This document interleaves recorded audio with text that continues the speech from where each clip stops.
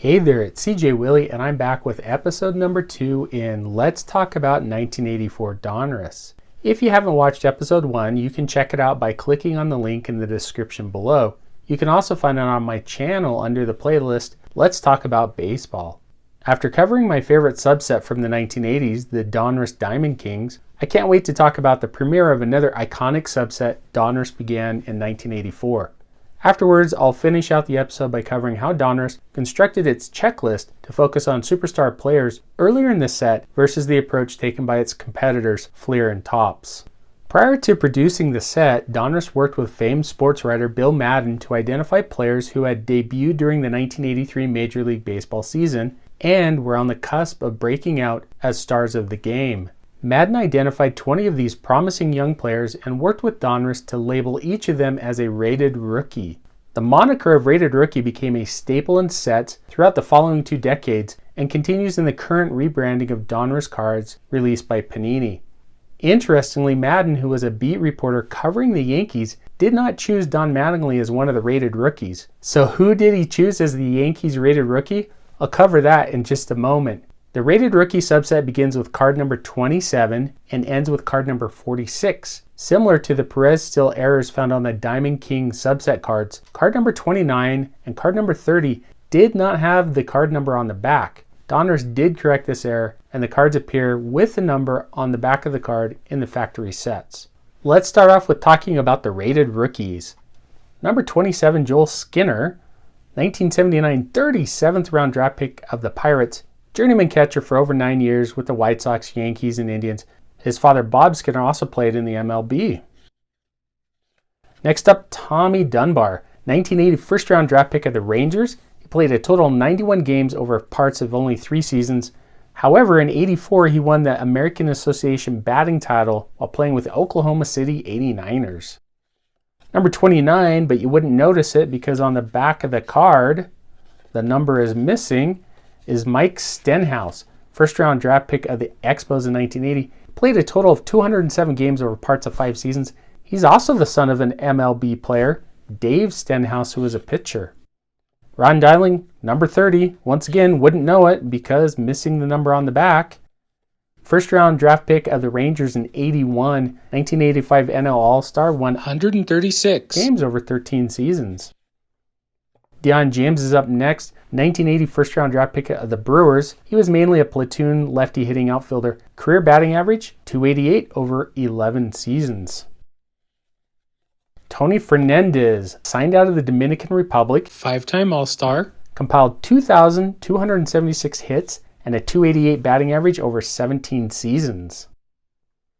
Up next, Angel Salazar, signed out of Venezuela, played a total of 383 games over parts of 5 seasons. In 1984, he was actually considered one of the worst major leaguers with a WAR of a negative 1.1. Kevin McReynolds is up next, 1981 first-round draft pick of the Padres, power hitting outfielder, finished with 211 homers over 12 seasons. Dick Schofield, 1981 first-round draft pick of the Angels, very light-hitting shortstop with a career .230 batting average, son of a Major League Baseball player, also named Dick Schofield, and is the uncle of outfielder Jason Worth, who retired a few years ago. Brad Komsk, 1979 first-round draft pick of the Braves, career minor league player, including a stint in the Italian League, ranked as one of the most disappointing prospects in ML history. Tim Teufel, 1980 second-round draft pick of the Twins, utility infielder with a little pop in his bat, known for the Teufel shuffle batting stance. Doug Frobel, played in 268 Major League Baseball games over 5 seasons, spent the 1984 season with the Pirates, hitting 12 homers, but a batting average of only .203. Gray Gagne, 1979 fifth-round draft pick of the Yankees, hit 2 inside-the-park home runs in the same game in 1986. He won 2 World Series with the Twins in 1987 and 1991. Mike Fuentes, 1981 second-round draft pick of the Expos. He played in a total of 9 games in the MLB. Up next is probably the best player out of this rated rookie crop, 1981 first-round draft pick of the Cubs, 5-time All-Star, I think a borderline Hall of Famer, hit 396 homers with 1,445 RBI and 2,184 career hits. His homer in Game 6 won the 1993 World Series for the Blue Jays. Mike Brown, not to confuse with the many other Mike Browns in Major League Baseball history, 1980 7th round draft pick of the Angels, played 315 games over parts of 5 seasons. In 1983, he hit .355 for the Edmonton Trappers. Mike Jeffcoat, 1980 13th round draft pick of the Indians, middle innings relief pitcher for most of his career. 1984 was his best season when he had a 2.99 ERA with a save.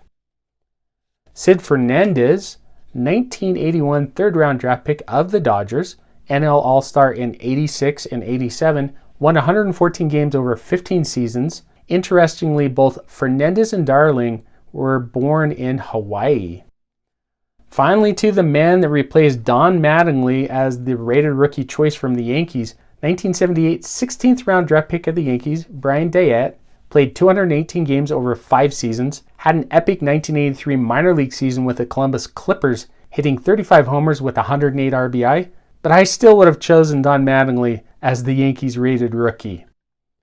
Chris Smith, the final rated rookie out of the group, 1978 11th round draft pick of the Rangers. The oddest inclusion as a rated rookie, he had already played 31 games prior to the 1984 season. He never played in Major League Baseball or Minor League Baseball after 1983. Instead, he signed a contract with the Yakult Swallows in the Japanese Nippon Professional Baseball League. He still lives in Japan after retiring from baseball. Before I continue looking at cards after the rated rookie subset, let me explain the differences in how the 3 big trading card companies organize their set checklist. Fleer constructed its checklist by alphabetically listing players within each team.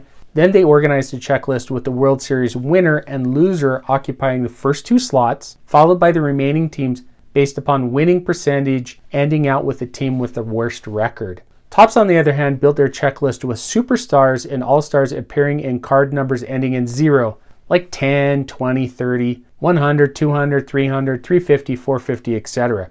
Donruss, however, took a business-oriented approach to building its checklist for the set. They placed their attention-grabbing subsets, Diamond Kings and rated rookies, at the start of the set. Then Donruss put most of the superstars and recognizable names within the first 100 cards of the set. The remainder of the set, the last 500 or so cards, would have the occasional future Hall of Famer or All-Star, but the rest of the checklist was filled out by the remaining players on each team's roster. Card numbers 47 through 60 exemplified the hook the consumer approach with 11 Hall of Famers and 3 notable stars. Starting off with Eddie Murray, obviously a Hall of Famer, member of the 3,000 Hit Club and 500 Homer Club. Robin Yount, Hall of Famer, member of the 3,000 Hit Club. Lance Parrish had a pretty decent career, was an All-Star for a number of years. Jim Rice, Hall of Famer. Dave Winfield, member of the 3,000 Hit Club and Hall of Famer. Fernando Valenzuela, although his career didn't really last as long as he wanted, he was a pretty dominant pitcher in the 80s. George Brett, 3,000 Hit and Hall of Famer. Rickey Henderson, another Hall of Famer. All-time stolen base king as well. Gary Carter, Hall of Famer.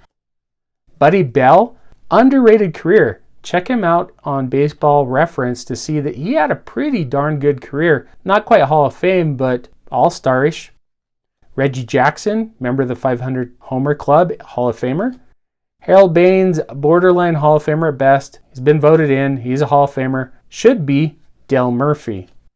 Ozzie Smith, Hall of Famer and arguably the best defensive player in the game. And rounding out with Nolan Ryan, who has an uncorrected error.